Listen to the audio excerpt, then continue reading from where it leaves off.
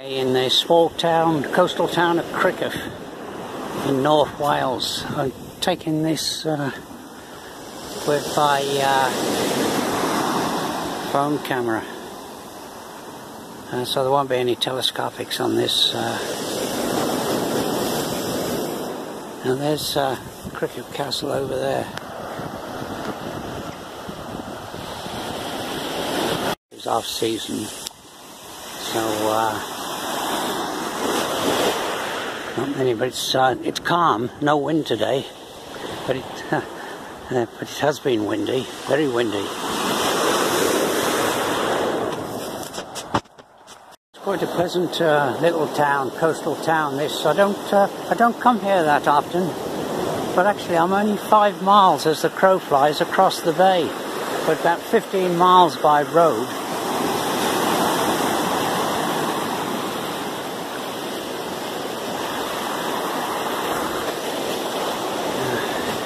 I won't be able to go right to the end because there's some fishermen here.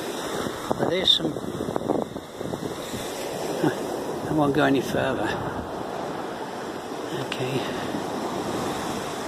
Muy interesting day. Here before, not about 3 years ago.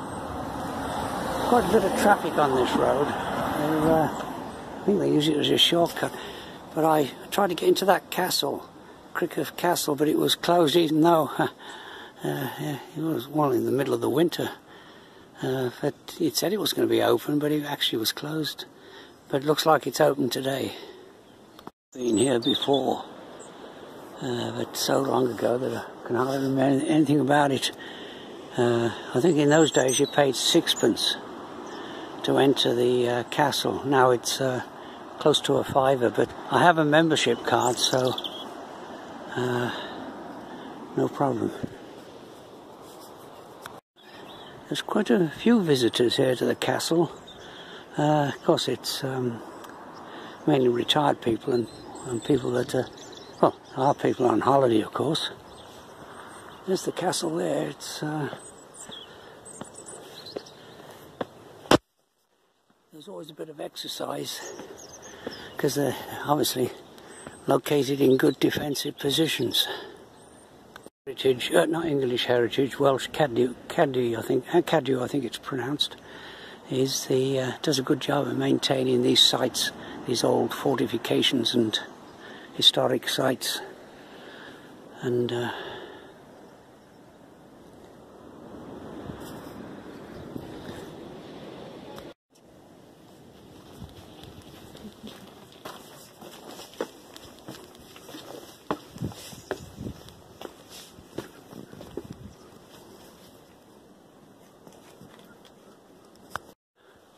okay, so this is Criccieth Castle, the main part of the castle. It looks like you can gain access right up to the top there.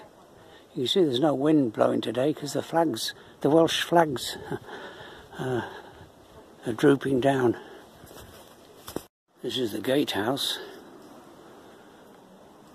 Some information on the castle.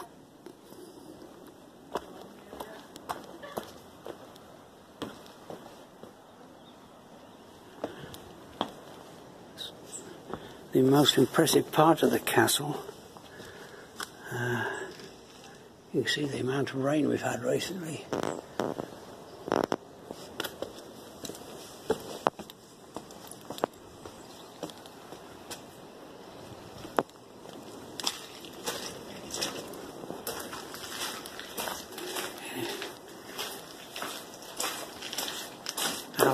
Arrow slits.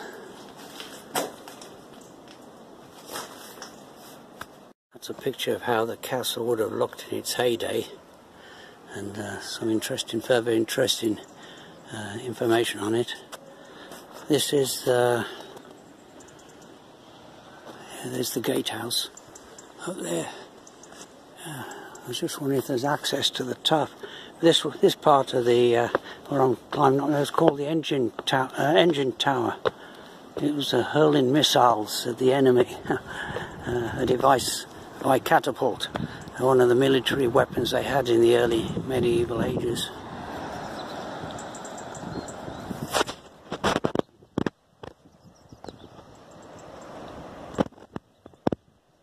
see any access to the top. Those railings must be for maintenance. People are hoisting their flags or something. There's a protective railing.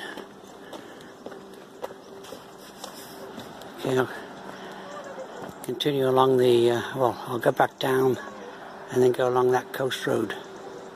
Okay, I've back in the, going down to the beach, and actually free parking if you know where to go.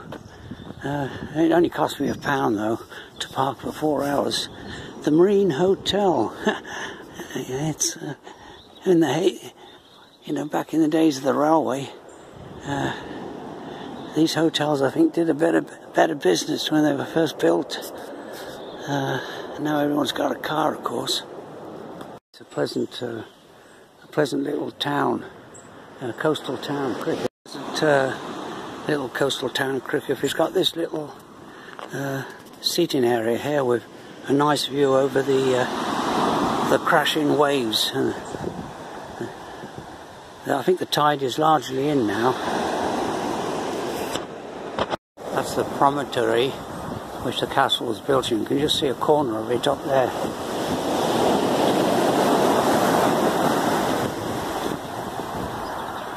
And I'm just waiting to see one of the large waves come crashing in. Well, okay, there's an angler there trying his luck.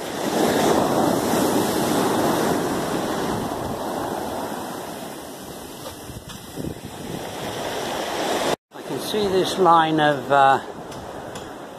well, terraced houses. I think originally built as bed and breakfast and holiday flats for the heyday when everyone went to the seaside in this country, the English or Welsh seaside, for the holidays. Of course, vast numbers now go abroad. Different times.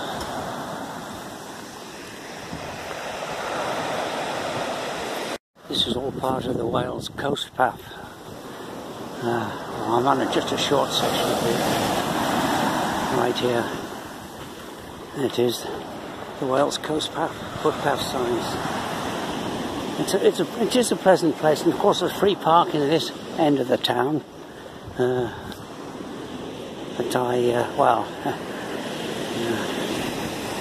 into the small town of Criccieth here. I'm going over this little bridge constructed for the rail to go over this road to go over the railway. And there's the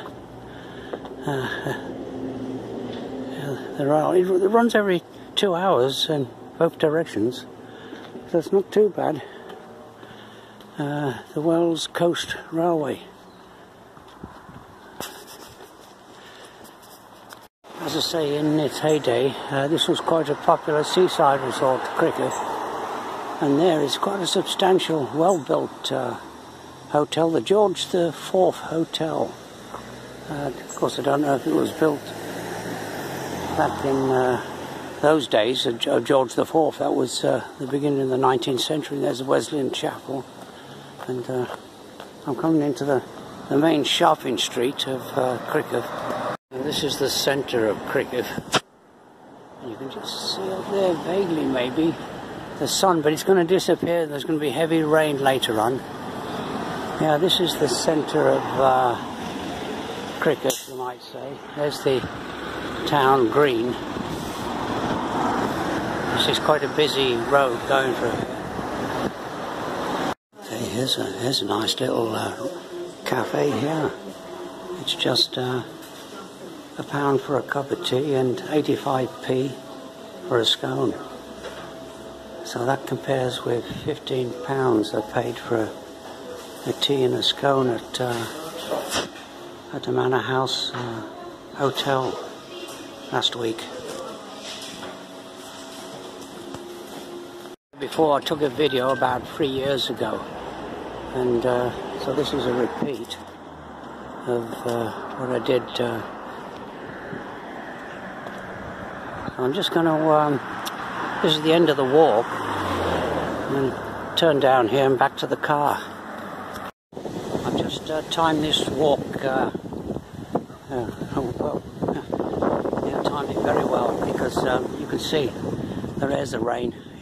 It's forecast heavy rain for the rest of the day, but it's quite a pleasant walk along the beach here, around that rocky headland there, all the way to Porthmadog. It's part of the Wales Coast walk. Yeah, and there's the castle there, built by Llewellyn the Great, I think, and then taken over by Edward I, and then destroyed a couple of hundred years later by the great Welsh chieftain or prince, genuine Prince of Wales, Owen Glendower.